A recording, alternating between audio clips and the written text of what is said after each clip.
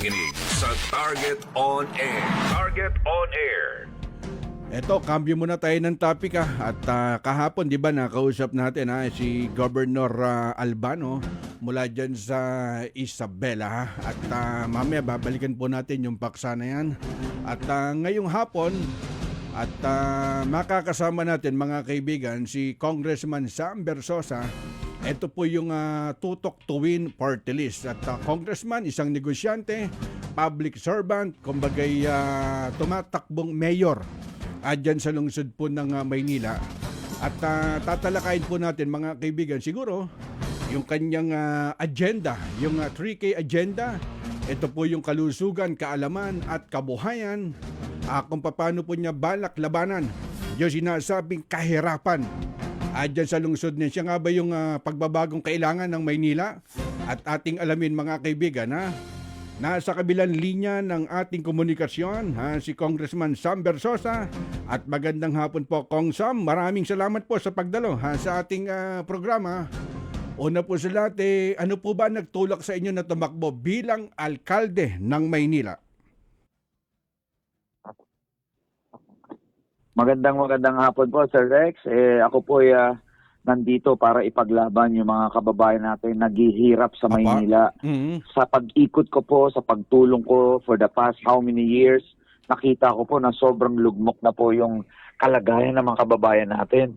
Tapos nalaman ko pa na bangkarote na, binauna ho sa utang yung Maynila, binenta yung sangkatutak na ari-arian ng Maynila. At hindi ko alam saan napunta yung bilyong pera na ito na dapat pinapakinabangan ng mga Manileño. Naging pabahay, naging palengke, naging eskwelahan. Pero kabaliktaran yung nangyari, sir. Kaya sabi ko, hindi ako pwedeng puro reklamo lang. Kung gusto ko ng pagbabago, simulan ko sa sarili ko. Kailangan may magbago sa namumuno. Kaya ako po yung nandirito para lumaban at ipaglaban po yung mga inaabuso at pinansamantalaan sa Manila. Apo, at nabanggit niyo po yung bangkarote. Kaninong term po na naging bangkarote ang lungsod ng Maynila? Ano po? Sorry. Apo, at nabanggit niyo kanina na bangkarote na ang Maynila. Kanino pong term yun sa nakaupo? Nung nakaraang administrasyon po ni Isko Moreno, yun po ang pinakamalaking utang na iniwan sa Maynila. Talo pa niyan yung utang ng Mayor Alfredo Lim, kay Mayor Erap. At maliliit lang yung utang ito. Almost 18 billion yung inutang nung termino niya. At wala hong napunta sa pandemya noon, kaya ng sinasabi niya. Si Mayor Hani Lacuna na nagsabi na puro proyekto ho ito, puro project. At hindi pa ho natapos sa pangungutang. Ay nagbenta pa ho ng sangkatutak na hanggang ngayon, iniiwasan nilang issue at ayaw nilang kung saan napunta yung pera, saan ginamit, sinong nakinabang, sinong nakabili. Very important yan, sir. Alam mo, importante transparency and accountability sa isang local na government. Lalo na ang binenta mo, hindi mo sariling pag-aari. Pag-aari naman Manileño yan. At ilang tao lang ang nakinabang at ang dami pa rin naghihirap. Apo, at base naman doon sa mga nakakausap namin, Congressman Sam, at doon sa mga tagahanga po ni Yorme Isko Moreno, at yung kanyang mismong kinikita bilang talent doon sa kanyang trabaho, kumbaga i-dinodonate niya doon sa mga mahihirap. Alam nyo, sir, pare-pareho kaming laking Maynila at madaling itago yung bilyon-bilyon at i-cover up ng mga maliliit na proyekto, paggawa ng ganitong maliit na building, ganitong basketball court, mag-donate kunwari ng ganyan. Pero yung bilyon-bilyon ho, yun ang gusto nating ipaliwanag. Hindi mo pwedeng i-cover up yung nawawalang bilyon by saying nag-donate ako ng konting pera ko. It's a very unfair for the Manileños dahil kailangan mapaliwanag sa kanila kasi saan napunta yung pera na bilyong-bilyon galing sa pagbebenta ng ari-arian. Kaya nga yun yung panawagan namin na Manila is not for sale. Kailangan ho sabihin saan ba napunta ito para matigil na. Kasi Sir Rex, pag ito nangyari ulit, dahil nagawa na ho ito dati, pwedeng mangyari ulit. At ano na mangyayari sa Maynila kung ito na lang ang gagawin? Yung mangungutang ka na lang at magbebenta. Kaya nga marami tayong kababayan naghihirap kasi hindi dapat ganun. Ako po ay isang negosyante at kung ako ay mabibigyan ng pagkakataon, itong mga pag-aari ng Maynila na to ay dapat dinidevelop at dapat pinagkakakitaan. Hindi ka dapat nawawalan ng tinatawag na assets. Apa. Ang tatanggalin mo liability. Ang assets dapat po kumikita para sa lungsod at napapakinabangan ng mga tao.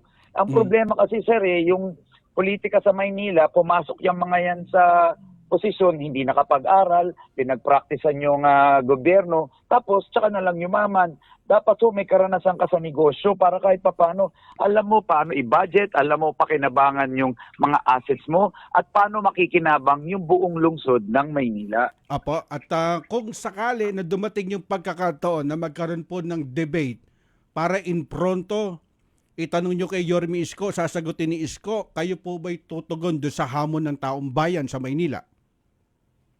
Opo, ako po mismo ang naghahamon ng debate para mapaliwanag. Ako nga mismo yung nananawagan, ipaliwanag saan napunta yung bilyong-bilyong pera, sino mga nakabili ng mga assets, at saan napunta, sinong nakinabang.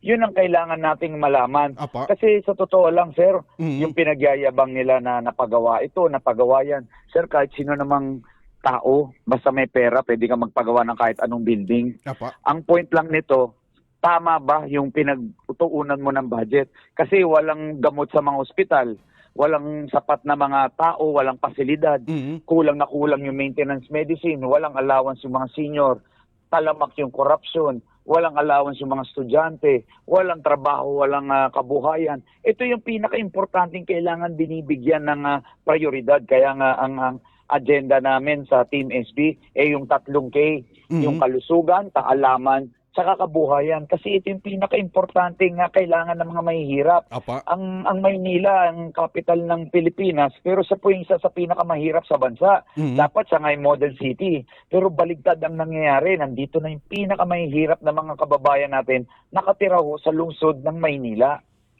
Apo, at pagka po binabanggit niya na tag-iikot kayo dyan sa lungsod ng Maynila, ano po nagiging reaksyon ng inyong kababayan at napapakinggan po yan? Naku, galit na galit ho sa ginawa sa kanila kasi parang feeling nila talagang inabuso ho sila Yung hindi nila alam na parang ginawa silang mangmang, yung tinago sa iyo sarili mong pera, parang kang niloko, Sir Rex na pinagkatiwalaan mo yung tao tapos ang gagawin sa iyo, bibigyan ka ng konting premyo pero yung mas maraming pera na dapat makikinabangan yung lahat, hindi napunta sa kanila. Kaya galit na galit sila. Kaya sabik na ho sa pagbabago yung mga kababayan natin sa Maynila. Kahit saan ako lumapag, libo-libong tao ang sumisigaw na pagbabago at bago naman. Sawang-sawa na ho sila sa mga trapo, Sir Rex. 25 years na hong nakapwesto yan. Ilang beses na nilang sinubukan, ilang beses na nilang binoto. Pero hanggang ngayon, wala pa rin nagbabago sa buhay nila. Mas lalo pang humirap at dumumi yung Maynila. Apo, at kayo po ba may personal galit kay Isko Moreno? Hindi po ako personal yung galit ko. Ang galit ko po, naawa ko sa mga kababayan ko. Wala akong kaplano-plano sa politika, Sir Rex. Ako pa isang nananahimik na negosyante. Apa. Congressman na nga po ako. Pero nung nakita ko po yung mga kahirapan sa Maynila, walang tubig, walang CR, Apa. laging may sunog, walang pabahay na maayos, talagang talamak ang krimen, napakabaho. Sabi ko, saan napunta yung 25 billion na budget ng Maynila? Ang Maynila ho ang may isa sa pinakamalaking budget sa Pilipinas na syudad. 25 billion.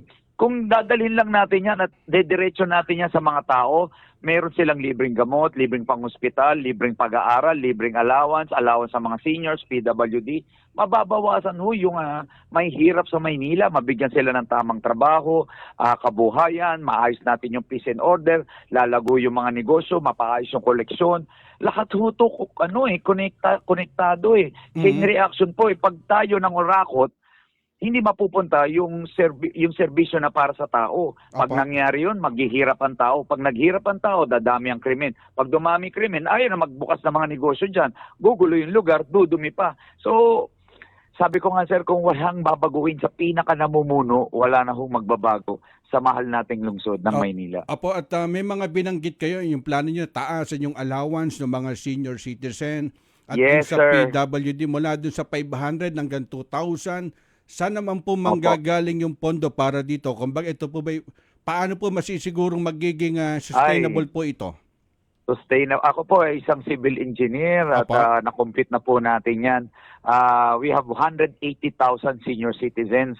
Sabihin na natin mag 200,000 yan kasi may mga nagbe-birthday. Pagbibigyan natin ng 2,000 yan every month for 1 year. That's almost 5 billion a year. At may budget ho tayo na 25 billion for this year. So ano ba naman yung bigay na natin sa tao, yung para sa tao? Kasi yung mga senior citizens sa amin, wala na akong trabaho to mga to. Umaasa na lang. Sila yung pinaka nangangailangan sa buong Maynila. Hindi mo kasi malalaman to, Sir Rex, hanggang wala ka sa ground eh. Ako po yung nasa ground, ako po yung laging nandun, tumutulong. Ang pinaka nangangailangan ay mga matatanda. Sila yung may sakit, sila yung may maintenance, sila yung walang pinagkukuhanan ng pera, sila yung hindi natutuwanan ng pansin. Kasi yung mga mas bata, kaya naman magtrabaho kaya magsikap. Yung mga senior, wala na talagang pagkukunan So ano pang silbi ng gobyerno natin kung hindi natin matutulungan yung mga taong nag-alaga sa atin nung bata tayo.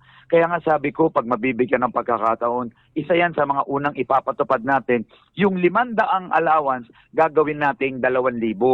Sabi nga nila, Sir Rex, kung ayaw, maraming dahilan pero kung gugustuhin mo, maraming paraan. At paraan po ang gagawin ko para maibigay yan sa mga lolo at lola ko sa minamahal kong lungsod ng Maynila. Apo, at may mga nakikinig sa atin, taga Maynila, dinadagsa ko ng text. Carex, yung kausap mo ngayon, panahon ng pandemic, hindi namin nakita yan sa Maynila. Yun nga yung pinagkakalat ni Isko.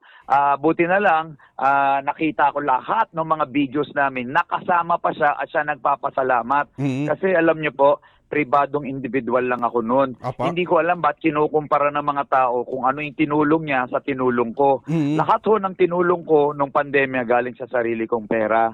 Marso ho ang lockdown. April pa lang, nagpabili na ako ng 20,000 na sako ng bigas. On record yan, naka-video, naka-vlog. Pinamigay ko yan sa City of Manila, sa Pasig, sa buong Pilipinas. So, pinadala natin ng bigas, delata, sa Quezon City, sa Payata, sa Taguig. May spam na nun, sir. May Delimondo na, tigda-2 delata noong mga panahon na yun. Tapos, yung tinulong naman sa kanila ni Isko na sinasabi nila, pera ho yun ng Manilenyo. Kaya nga sinasabi ko bakit nyo sinusumbat yung binigay niya nung pandemya? Pera ho na Manilenyo yan Para nyo nang ginisa sa sarili nyong mantika yung mga Manilenyo. Mabibilib ako kung ang tinulong mo, sarili mong pera. Gaya ng dinonate ko sa Maynila na puro pasalamat si Isko nun sa video. Kuwang-kuwa pa, nag-donate pa ako ng isang front row eskwela na tinayo namin sa may Santa Mesa tsaka sa Sampaloc. Nakasama ko mismo si Mayor Isko. So ito po yung mga pinapakalat nilang kasinungalingan. Hindi natin masisisi kasi sanay na ako sa kasinungalingan yung sinusuportahan nila. Kaya nagiging ganun na rin ho sila. Sinusuportahan nila yung mga kasinungalingan kahit pinakita ko na on record, on video, nasa YouTube, nasa Facebook ko, lahat ho ng tinatawag na resibo. Buong Pilipinas ho ang tinulungan ko noon, Sir Rex, at wala ho ako sa gobyerno noon. Katunayan, mapapanood mo ko sa TV ng ilang taon nung pandemya, 2020, 2021, 2022, sa Wawawin Tutuktuin, kami ho yung tinatawagan ng mga kababayan natin para hingan ng tulong. So everyday namimigay ho kami ng financial help sa buong Pilipinas, hindi lang Maynila. Kaya nga po yung mga kasinungalingan na pinapakalat ni Isko at ng mga supporters niya, hindi ko alam ba't ayaw pa matigil. Siguro sinasabi nila na baka hindi nakarating sa kanila. Pero dinonate ko mismo yan sa City Hall ng Maynila at kasama ko mismo si Isko at siya mismo nagpasalamat sa amin. In camera, 2 times pa yon nangyari. At meron po ba kayong plano doon sa mga university grant, doon sa mga educational assistant program? At paano nyo po may patutupad ng pantay-pantay sa lahat po ng mga nangangailangan ng Manilenyo? Opo, isa nga yan sa mga hinihiling ng mga estudyante natin, magkaroon ng allowance yung mga deserving nating mga estudyante. Kasi ako po ay nakagraduate sa UP Diliman. naging civil engineer ako, kaya nabigyan ako ng maraming oportunidad sa buhay, magandang trabaho, nagkanegosyo. Yun din ang gusto ko sa mga Manileño, yung kabataan na Manileño makapasok ko sa magagandang universidad. Kaya bukod sa allowance na ipibibigay natin, magtatatag tayo ng mga review schools na libre para ma-prepare sila sa mga college exams para makapasok sila sa magagandang universidad. Karamihan pa naman ng Maynila, pero yung mga kababayan ko Manileño hindi makapasok doon. Kaya nga po, isa ako sa advocate ng education kasi nakatapos ako, scholar ako ng bayan. Ganon din ang gusto kong mangyari sa mga kababayan ko. Kaya nga sabi ko, Sir Rex, ang tututukan natin, hindi lang kalusugan, hindi lang edukasyon, pati kabuhayan at trabaho para sa mga kababayan natin. Na ngayon pa lang, pinamimigay ko na po. Ngayon pa lang, matagal na tayong tumutulong ng mga nagbibigay tayo ng mga iba't ibang klaseng kabuhayan, pwesto sa palengke, food carts, tindahan. Ando na yan, may programa nga ako sa television, Sir Rex, yung Dear SB sa GMA, kung saan namimigay tayo ng pangmatagalan tulong. Ang mga tulong na binibigay ko, Sir, pangmatagalan. Gusto ko silang tulungan yung mga sarili nila. Hindi yung mga ayuda lang na, kasi ang paninira na naman nila sa akin, puro lang daw ako ayuda. Magaling mag-malign, iniiba nila yung narrative ko dahil lang namimigay ako ng masasarap, sinasabi nila doon lang daw ako. Pero isa lang ho yun sa mga ginagawa ko. Ang ginagawa ko talaga, advocacy ko bilang negosyante, magbigay ng negosyo sa mga kababayan natin para matulungan nila yung sarili nilang umasenso at hindi na sila umasa sa gobyerno. Tama po. At ito na lang, panghuli na lang po, Congressman Sam Bersosa. Bali, yung pag-iikot nyo, pagbibigay nyo ng tulong, ano reaksyon nyo dito sa kalalabas ng Okta Research Survey na inilabas? Anong date po ba yan? Neto lang po. Ang dami kasi nilang nilalabas na mga survey, sir. Sobrang daming fake survey. Tayo nga, may sariling survey. Dikit na dikit ang laban. Nagpa-survey na rin ako sa Pulse Asia. Ito po yung pinaka parang respectable and believable na at ilalabas namin this March yun, kasi karamihan ng mga survey nila walang date. Tapos pa iba-iba kung sino nagpalabas ng survey, siya nangunguna yung isang kandidato, yung isang survey naman siya nangunguna. Sabi ko nga, ang tunay na survey, sir, yung talagang election day, lalo na ho sa lokal, ibang laban sa lokal, sir. Ako po yung nasa grounds, ako nakakita ng panawagan ng pagbabago. Kahit saan naman, sir, ang gusto pagbabago, lalo na kung walang nakikitang pagbabago. Wala namang yumamang hindi naman yumaman yung Maynila kahit kailan, lalo na nga nalugmo. Kaya sino naman ang gugusto na maging yun pa rin ang mangyari sa buhay nila? Lahat naman gusto ng masenso, lahat naman gusto ng pagbabago. Kaya nga po, antayin natin yung tunay na mangyayari. Lalo na, sir, ang tunay na survey para sa akin, tignan nyo yung Facebook ko. Ilang tao ang nandun tuwing bumababa kami. Ako ho, araw-araw, hindi bababa ng 10,000. Araw-araw yan, Sir Rex. Hindi yan once a week. Hindi yan once a month tulad nung ginagawa nila na tinipon nila lahat ng mga kandidato nila pinagsama-sama. Ako ho, tuwing lapag ko, kahit saan, libo-libo ho ang tao. Kitang-kita nila yan sa Facebook Live ko, kitang-kita yan sa YouTube, kitang-kita sa TikTok. So yun po ang tunay na survey.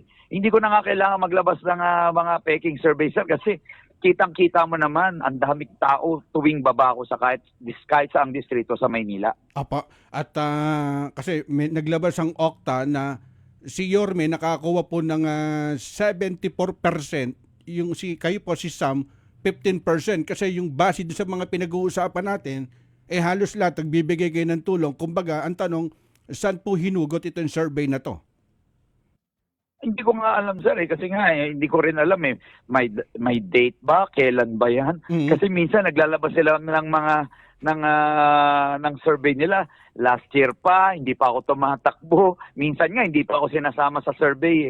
Alam mo, sir, sa politika maraming tinatawag na political strategy. Huwag isama sa survey, mind conditioning. Pero sa totoo lang, kung malakas ka, makikita naman sa dami ng tao tuwing lapag mo. Yun ang tinatawag kong totoong malpas. Okay, nako, napakarami mga text dito. Siguro sa mga susunod na pagkakataon, babalikan po namin kayo at Maraming salamat, Sir Rex. Napakasalamat po talaga sa pagkakataong ito na marinig ng mga kapwa ko Manileño. Lahat ng dapat nilang malaman. Ako po'y mag-isa lang. Independent po ako. Sila ho may mga kapartido, may mga kaalyado. Ako po'y mag-isang lumalaban. Independent. Sarili ko pong pera ang ginagamit ko. Hindi to pera ng gobyerno. Ang gusto ko lang naman ay makita ng mga mamamayan natin lahat ng mga ginawa sa kanila dati para matigil na ho ang korupsyon, ang mga trapo, ang mga abusado at mga korap sa Maynila. Apo, at panghuli na lang sino po ba mas magandang lalaki sa inyo, ni Isko Moreno? Wala na po siguro hindi ko po masasagot yan, pero siya na lang po siguro. Basta ako, ang importante sa akin, malinis ako at hindi po ako nagnakaw. Yun ang pinaka-importante rito, yung kalooban po, hindi yung panlabas na itsura. Salamat po sa pagkakataon na Congressman Sam Bersosa. Maraming salamat, Sir Rex. Yan po yung tinig, mga kaibigan, ni Congressman Sam o si SB Bersosa, tumatakbong mayor sa lungsod po ng Maynila. Para bang may pinaghuhugutan si Mayor Sam kay Yorme Isko Moreno. Sumainyo ang isa na namang makabuluhang edisyon ng Target On Air. Kasama si Rex Kayanong. Abangan muli bukas alas 3 hanggang alas 4 ng hapon. Kung salot ka sa bayan, ikaw ang isusunod ni Rex Kayanong na Target On Air. Nangunguna sa balita, impormasyon, musika, komentaryo at serbisyo publiko. Ito ang DZME 1530. Una sa kanan, ang himpilang may paninindigan.